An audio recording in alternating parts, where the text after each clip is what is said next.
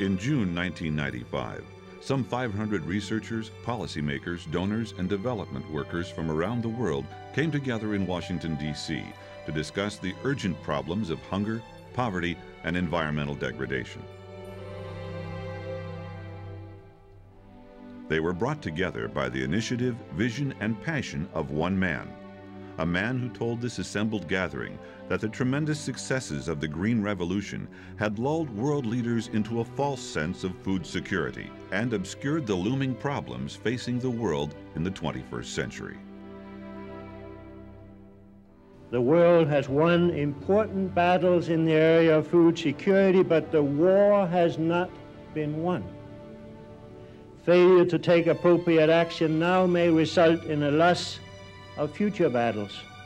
And believe me, many more battles must be fought. This man was driven by the human suffering still afflicting close to 1 billion people in the world, the majority innocent women and children. It is a disgrace that every third child in developing countries is currently malnourished. This child doesn't grow to its full potential. It's a terrible human misery, and if we choose to do something about it, we can. What has emerged following that meeting in Washington is the most comprehensive and ambitious research and dissemination program ever undertaken on global food security, aiming to eradicate hunger and malnutrition by the end of the second decade of this century. The 2020 Vision for Food, Agriculture, and the Environment was designed and implemented by our 2001 World Food Prize laureate. His work has been hailed as a brilliant catalyst for policy change, which jarred the international community out of the complacency prevalent a decade ago, and which has already led to improvements in the health and well-being of millions of people. But then, our laureate has been fighting battles against hunger and malnutrition throughout a career spanning over 30 years.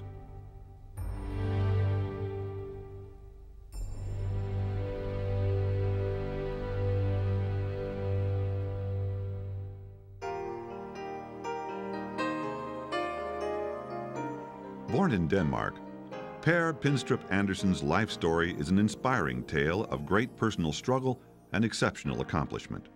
Growing up on a farm in the Danish countryside, he learned hard work at an early age. He left school after the 7th grade and labored as a hired farm worker until age 18, when he was drafted into the Danish Defense Forces.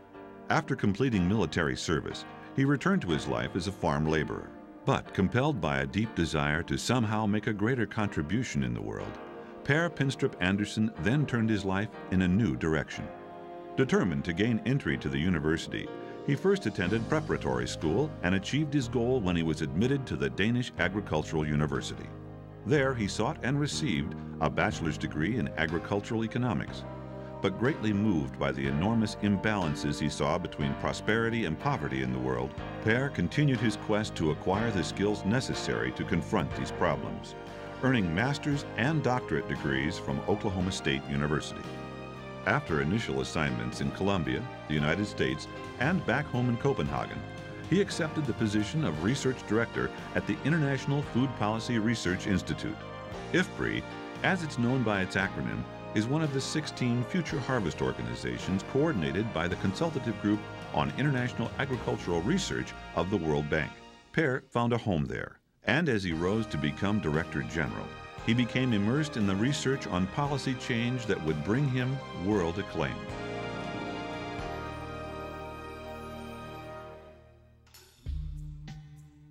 Per Pinstrup-Andersen understood that government policies are much like a road. Improved farm-to-market roads can transform a rural economy, uplifting villages and improving livelihoods.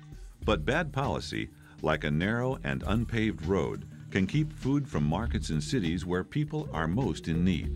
Through his research at IFPRI, Per Pinstrup-Andersen demonstrated that you need good roads and good policy to improve people's lives. Throughout his career, Per has approached world hunger within this comprehensive conceptual framework. He has researched and studied not only the policymakers, but also the poor in need of food and the farmers who supply them. The result is over 300 studies that point out policy alternatives that may open the road to food security. But the crucial question for all policy advocates is this: do their ideas and proposals translate into action, into more people having access to more and better food? It is here that our laureate has left his mark on the world. Working closely and effectively in partnership with senior government officials in case after case, Per Pinstrup-Andersen's research has directly led to change. Change that has removed the policy roadblocks that were keeping food from those most in need. Studies on the rationing of wheat and sugar in Pakistan showed that the system inadvertently helped perpetuate poverty. With Per's input, policymakers in Pakistan elected to reform the rationing system, allowing additional areas for savings in government wheat storage, with economic benefits flowing to the poorest segments of society. In Bangladesh, research initiated by Per Pinstrup-Andersen led to privatization of the fertilizer industry, ultimately increasing that country's grain production by 30% and leading Bangladesh to become an exporter rather than an importer of grain. And reforms in the rice rationing system resulted in more access to nutritional food for millions and opened the way for the Food for Education program that encouraged children in rural areas to stay in school.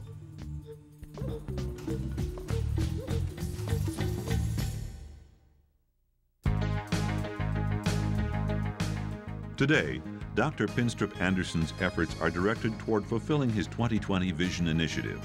Described by some as the next green revolution, this endeavor has already brought renewed attention to development issues by world leaders. This, in turn, has resulted in positive changes in the levels of development assistance being provided by donor nations and real reductions in global levels of hunger and child malnutrition.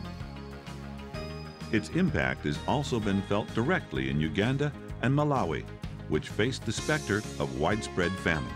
IFPRI research greatly assisted these governments to improve their capacities for implementing relief distribution, thus avoiding mass starvation.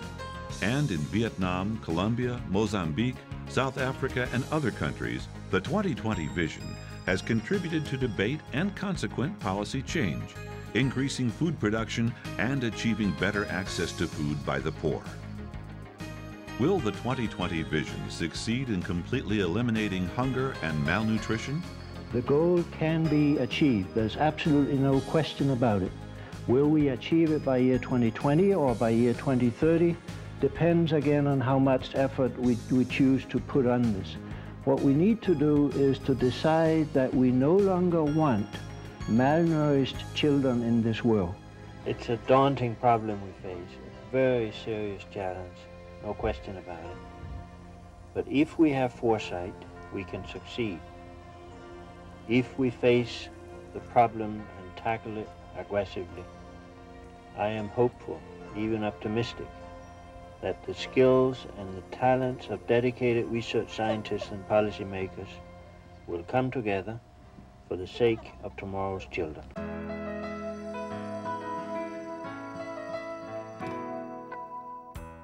While it may be too early to predict the ultimate impact of the 2020 vision, one thing is certain.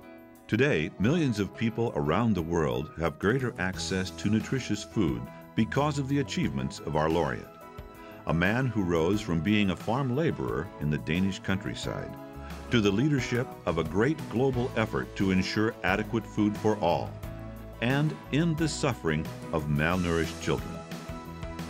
For his lifelong commitment to uplifting those most in need, and for his immense contribution to world food security, Dr. Per Pinstrup-Andersen is truly deserving to be named the 2001 World Food Prize Laureate.